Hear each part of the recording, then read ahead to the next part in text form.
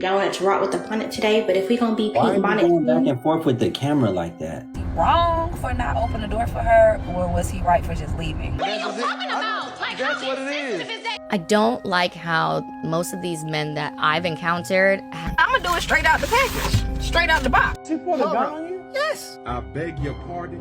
Being unapproachable is actually the worst thing ever. What do you mean by that? My roommate and I have been single all of college, and I'd like to think that we are normal enough for there to be someone out there who would have some kind of interest in us, okay? You're done. Like, we're not animals. We have to be pretty in someone's eyes. We have good personalities, I'd like to think. Oh, man. And we radiate a pretty decent energy. Like, we've got good friends. We talk when we're out. We dance. Yet no one comes up to us. We can be at a house party. We can be at the bar. No one comes up to us. And we can feel people kind of making eye contact and kind of looking, and they just won't approach us. And we can see people come closer to us, but no one will actually come say hi to us. The Me Too movement have destroyed chivalry, sweetheart. Guys aren't approaching women anymore because they don't know if it's going to be harassment or if they can genuinely have a genuine conversation with you. So if you're not being approached, you better thank all these feminist movements out here that have scared men away and men stop dating. I wanted to rock with the bonnet today, but if we gonna be Why are pink you bonnet, going back and forth with the camera like that? I just like to do that. No, don't do that. That's too much. My bad. I don't know. Do you got like Show motion some sickness? I know respect. that with No, some people. we're not doing that. We're not doing that on here. Okay. For sure. But I You got might several not be questions. 30. Are you over 30 years old acting like this? Who said I was over 30? How old are you? I'm 19. Why are you on here? I don't play with no little girls. Who said I wanted to play with you? I said I had questions. No, that's what you're doing. You're trying to play. I don't play. I just got questions. First of all, any woman really willing to come on camera and argue with a dirty bonnet on her head is an automatic red flag. I wouldn't even care what she did at that point. I would have just said next. My girlfriend refuses to do wifely duties and gets mad at me when I stop doing husbandly duties. I am 25, have a girlfriend who's 23. We've been together for about 3 years. She has been living in my apartment with me since our 3-month mark because things at her home were terrible, and we felt this was a better choice due to me also living reasonably close to her university. I pay for everything, whether it's something that benefits the both of us or something that just benefits her.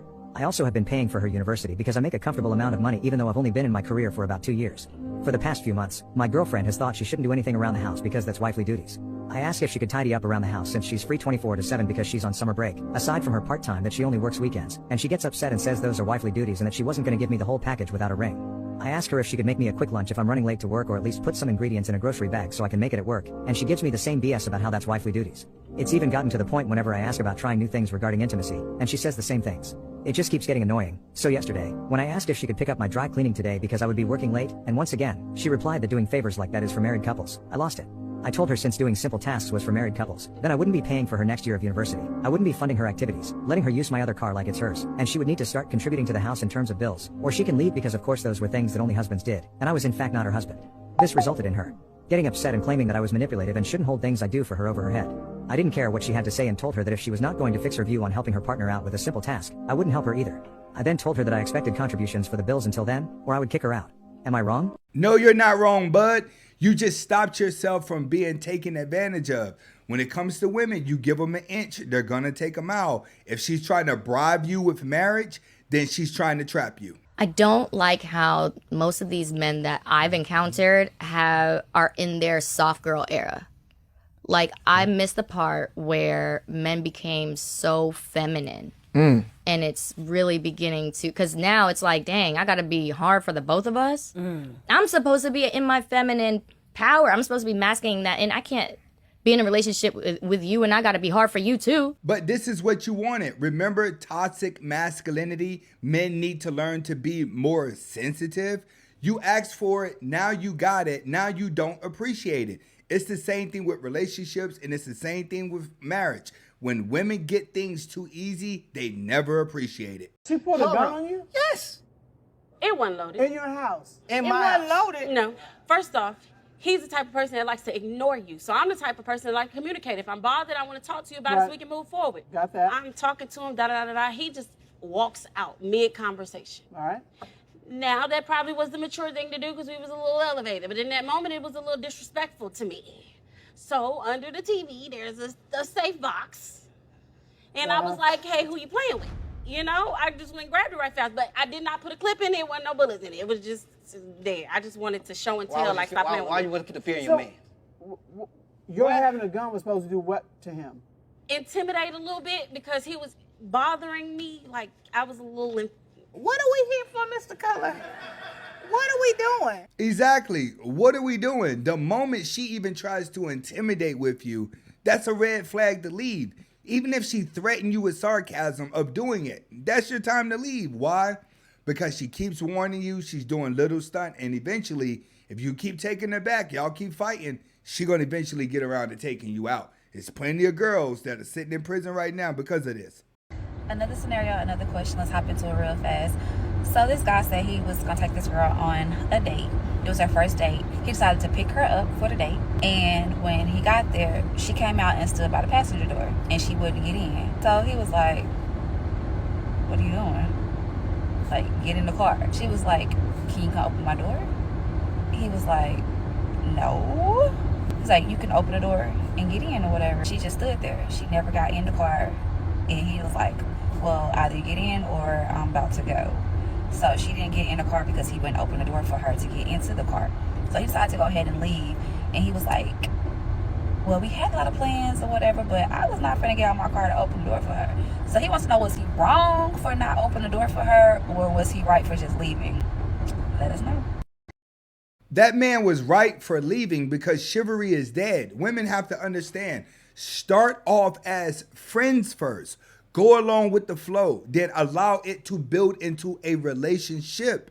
When a man starts to take his life serious, he doesn't dip into this fantasy world where it's like, we just automatically treat her like a princess because she's acting like a princess. She's acting like she's entitled. Those days is over, sweetheart. He did the right thing. Go to another woman who's more down to earth and is not looking you to be a simp on the first date. I'm gonna do it straight out the package, straight out the box. From OQ Hair, get some lashes, a wig cap, and a band. They're 24-inch straight lace wig. Oh, now that's some soft hair, baby. Okay, starting off strong. Lace check. I'm gonna put my makeup on my lace. I ain't gonna even stop the video. See if this is a real glueless throw on and go wig. Baby, stop. Yes, it is. That's what I'm talking about. Love it. And this is exactly how you lose a man. Why? Because you take on the ego of the wig and the persona that it gives you in the mirror. But when a man wakes up and you have to take that off and you go back into being that evil girl you was, hating the way your hair naturally looked, that's when a man lose you, because now you're going to be bipolar.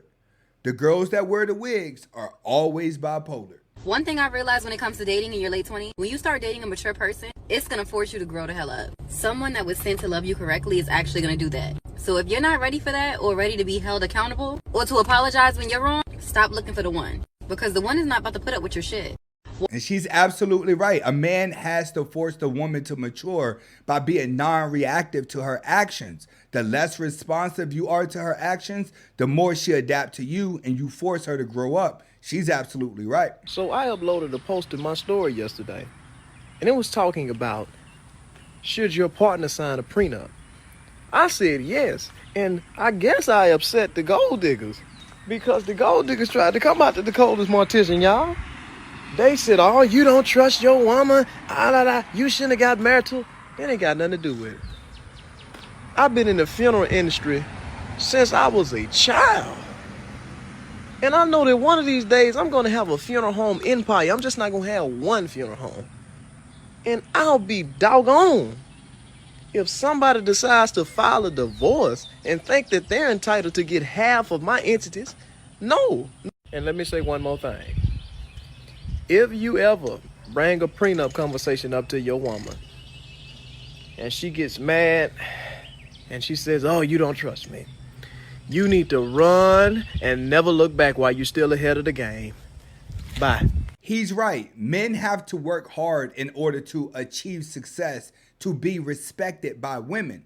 So when we do build up our businesses, we do save our money, we do get good credit, and we're continuously building, we're not going to give half of that up because we know what it's like not to sleep. We know what it's like to make sacrifices, and we know what hard work is. Just because she could look pretty and submit does not mean she deserves everything that I've built. Like, no shade to short men, but like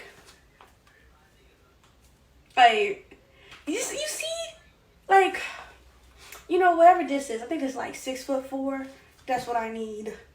Cause it's like, if you're right here, you make me look fat. But if you're like right here, I look skinny, I look small, I look petite. You see what I'm talking about? Like, I'm sorry, bro. Like this, I dated this. This, I dated this. But that's, yeah. A man's height cannot determine if you look fat or not. So all the ladies out here that think just because you date a taller man, he's making you look skinny, no, you still look fat. Like, what's the woman's role in a relationship? Women give in non-tangible ways. We give in energy. When you are with a high-value woman, you will not dictate if she's high value, but what she's doing for you.